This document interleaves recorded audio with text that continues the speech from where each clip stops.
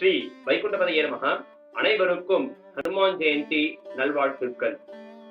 ஜெயத்யதிபலோ ராமோ லக்ஷ்மணஸ்ச மகாபலஹ ராஜா ஜெயதி சுக்ரீவோ ராகவேன அபிபாலிதஹ. இது சுந்தரகாண்டத்தில் ஹனுமார், ராமர், லக்ஷ்மணர் மற்றும் சுக்ரீவனுக்கு மிகப்பெரிய மங்களங்கள் ஜெயம் உண்டாகட்டும் என்று கூறும் ஒரு மிகப்பெரிய ஸ்லோகம். இந்த ஸ்லோகத்திலேயே ஹனுமானுடைய பராக்கிரமம், ஹனுமானுடைய புத்தி சாதுரியம் அனைத்தையும் நாம் ஒரே ஒரு ஸ்லோகத்தில் நாம் மிக தெளிவாக பார்க்கலாம். ஜெயத்யதிபலோ ராமோ, ராமருக்கு மிகப்பெரிய மங்களம் உண்டாகட்டும். லக்ஷ்மணஸ்ச மகாபலஹா, மகாபலவான லக்ஷ்மணருக்கு மங்களம் உண்டாகட்டும். ராஜா ஜெயதி சுக்ரீவோ, ராஜாவான சுக்ரீவருக்கு மங்களம் உண்டாகட்டும் என்று கூறுகிறார். அப்பொழுது ராமருக்கு இங்கே பலவானான ராமர் என்று கூறினார். ஆனால் ராமரை ராஜாவாக கூறவில்லை. ஆனால் சுக்ரீவனை இங்கே ராஜா ஜெயதி சுக்ரீவோ என்று கூறுகிறார். அடுத்த வாக்கியம் அவருடைய புத்தி சாதுரியத்தை நமக்கு விசேஷமாக காட்டுகிறது. ராகவேன அபிபாலிதா, அந்த சுக்ரீவன் ராகவனுடைய கீழ் இருக்கிறார். ராமர் சுக்ரீவனுக்கும் ராஜா, மகாராஜா, சக்கரவர்த்தியாக இருக்கிறார் என்று கூறுவது அவருடைய மிகப்பெரிய புத்தி சாதுரியத்தை இங்கே நமக்கு காட்டுகிறது.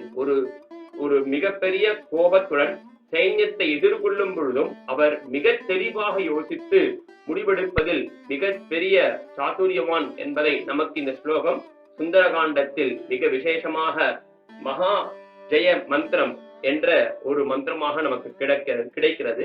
மேலும் எம்பெருமானுக்கு நாம் செய்யக்கூடிய பக்தியானது 9 விதங்களில் இருப்பதாக பிரகலாதர் நமக்கு ஸ்ரீமத் பாகவதத்தில் உபதேசிக்கிறார்.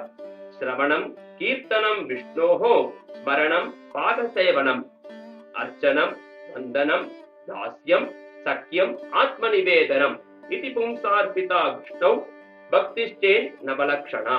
அதாவதாக விஷ்ணு எம்பெருமானுக்கு நாம் செய்யும் கைங்கரியம் சிரவணம், கீர்த்தனம் முதலாக 9 விதமாக அமைகிறது.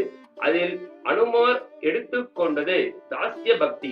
ராமதாசன் என்று அனுமார் அனைத்து இடங்களிலும் அவர் விஸ்தீரமாக கூறுகிறார். அதனால்தான் நம்முடைய சம்பிரதாயத்தில் அனுமார் ஒரு மிக சிறந்த குருவாக கருதப்படுகிறார்.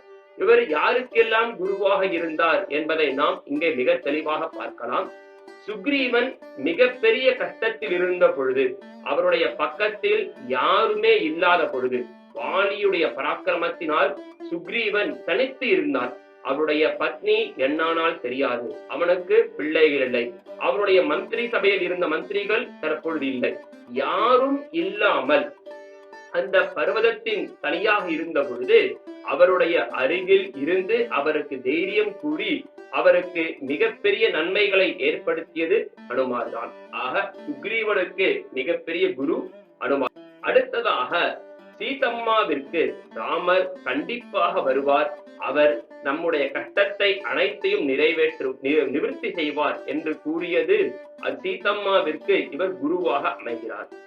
அடுத்ததாக யுத்த காண்டத்தில் விபீஷணர் வரும்பொழுது கதாயுதத்துடன் வருகிறார். அப்படி வரும்பொழுது வந்த சமயம் சரியில்லை, வந்தவன் தவறான மனிதன் என்று பல பேர் ஆக்ஞாபித்தும் அதற்கு மறுப்பு தெரிவித்தும், ஆனால் அனுமார் விபீஷணர் நல்லவர், மிக சிறந்த உத்தமன், அவரை நாம் சைன்யத்தில் சேர்த்துக் கொள்ளலாம் என்று அனுமார் தான் அங்கே பரிந்துரை செய்கிறார். இப்படியாக சிறந்த குருவாக அனுமார் சுக்ரீவ மகாராஜாவிற்கும் சீதம்மாவிற்கும் விபீஷணருக்கும் சிறந்த குருவாக இருக்கிறார்.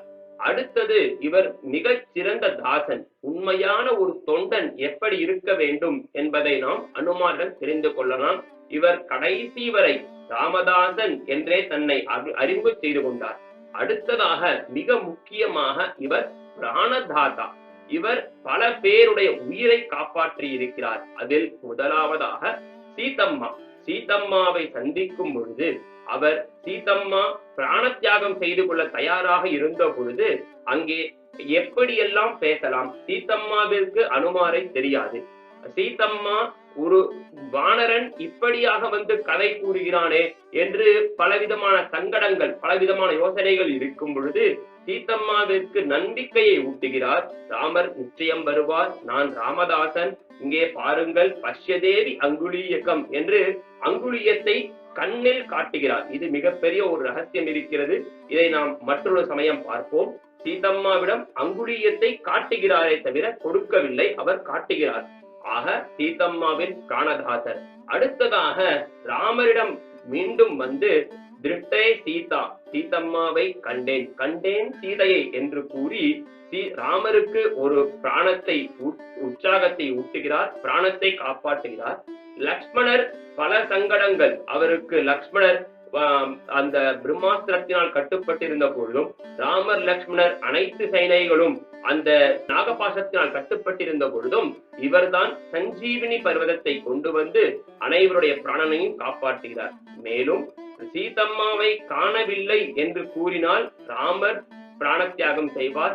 ராமர் பிராணத்தியாகம் செய்தார், லக்ஷ்மணர், பரதர், சத்ருக்னன் முதலான அனைவரும் பிராணத்தியாகம் செய்வார்கள். கொடுத்த சொல்லை காப்பாற்ற முடியவில்லை என்று சுக்ரீவனும் பிராணத்தியாகம் செய்வார். இப்படியாக ராமாயணத்தில் அனைவருடைய பிராணனையும் காப்பாற்றிய ஒரு மிகப்பெரிய பலவான் ராமதாசரான நம்முடைய அனுமார். அதனால்தான் மத்வ சம்பிரதாயத்தில் அவர்கள் நித்தியப்படி பூஜை செய்யும் பொழுது வாயு பகவான், பிராணதாதாவான அனுமார் மற்றும் மற்றொரு வாயுவின் அம்சமான பீமசேனனுக்கு பூஜை செய்த பிறகுதான் அவர்கள் அந்த எம்பெருமானுக்கு பூஜை செய்ய வேண்டும். அதனால்தான் அவர் ஹரிவாயு, வாயு என்று முக்கியமாக அவர்கள் கூறுவது அனுமாரை தான். இப்படியாக பற்பல விசேஷங்கள் அனுமாருக்கு உடையது. சரி, இப்படிப்பட்ட அனுமாருக்கு ராமர் எப்படி ஒரு பிரத்யுபகாரம் செய்தார் என்று பார்த்தால், நம்முடைய யுத்த காண்டத்தின் பூர்த்தியில் ஒவ்வொருவருக்கும் ஒவ்வொரு விதமான ஒரு பரிசுகளை, அன்பளிப்புகளை, பிரசாதங்களை தருகிறார் ராமர்.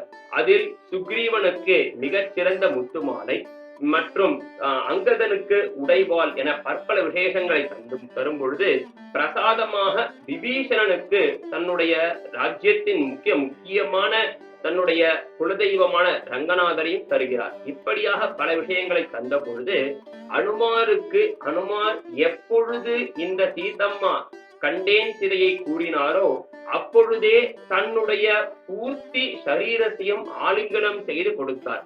இதை நம்முடைய திருமங்கையாழ்வார் பாசுரத்தில் வாசமா மகன் மற்கட்டம் விலங்கு மத்தோர் சாதியன் ருழிந்திலை உகந்து காதல் ஆதரம் கடலினும் பெருகச் செய்த தகவனுக்கில்லை கைமாறென்னு கோதில் வாய்மை நாயுடுமுடனே உண்பன் நான் என்ன ஒன் பொருள் எனக்கும் ஆதல் வேண்டுமென் தடியினை அடைந்தேன் அணிபொழில் திருவரங்க தம்மானே. இது மிகப்பெரிய ஒரு பெரிய திருமொழி பாசுரம். நம்முடைய திருமங்கை ஆழ்வார் ரங்கநாதனை சேவிக்கும் பொழுது இந்த பாசுரத்தை கூறுகிறார். அதில் அந்த எம்பெருமான் கோதில் வாய்மையின் ஆயுடுமுடனே, அதாவதாக இந்த அனுமாரை தூதனுப்புகிறார். பரதரிடம் சென்று அண்ணலும் வந்தனன் ஆரியன் வந்தனன் என்பதற்காக அனுமாரை தூது விடுகிறார். அனுமார் திரும்பி வந்த பொழுது அங்கே சாப்பிடுவதற்காக அனைவரும் அமர்ந்து கொண்டனர் பரத்வாஜ் ஆசிரமத்தில். அப்பொழுது அனைவருக்கும் சரியான அளவு உணவு வந்தது. அனுமார் அந்த சமயத்தில் இல்லாததனால் அங்கே அவருக்கு உணவு இல்லை. ஆனால் ராமர் என்ன செய்தார்? நீ என்னுடைய பெரிய நண்பன், எனக்கு பிராணத்தை கொடுத்தவன், அதனால் கோதில் வாய்மையின் ஆயுடுமுடனே உண்பன் நான், என்னுடைய நிலையில் இந்த பக்கம் இருப்பது எனக்கு, மறுபக்கம் இருப்பது உனக்கு என்று சொல்லி ஒரு மிகப்பெரிய தலைவனாக ராமர் இருக்கிறார், மிகப்பெரிய தாசனாக அனுமார் இருக்கிறார். இப்படியாக தன்னுடைய போஜனத்தையே ஒரு பாதி உனக்கு ஒரு பாதி எனக்கு கொடுத்து அதை திருமங்கியாழ்வார் சொல்கிறார். அப்படிப்பட்ட ஒரு பெரிய சௌலபியமுடைய எம்பெருமானே, உன்னுடைய திருவடிகளை நான் பணிகிறேன் என்று கூறி அந்த அணிபொழில் திருவரங்க தம்மானே, ஒரு அனுமார் என்று பாராமல் எந்த விதமான ஒரு வேற்றுமுகமும் இல்லாமல் அந்த சௌலபியத்தை, எம்பெருமானுடைய சௌலபியத்தை இங்கே நாம் பார்க்கிறோம். அப்படியாக ஹனுமானுடைய சிறந்த ஒரு குணத்திற்காக தன்னுடைய உணவையே பாவியாக அவருக்கும் பாவியாக எனக்கும் எடுத்துக் கொள்கிறேன் என்று எம்பெருமான் கூறியதை இங்கே நாம் மிகப்பெரிய ஒரு விசேஷமாக பார்க்க வேண்டும். அடுத்ததாக நாம் சரி, இதையெல்லாம் சாஸ்திர ரீதியாகவும் சம்பிரதாய ரீதியாகவும் பார்த்தோம்.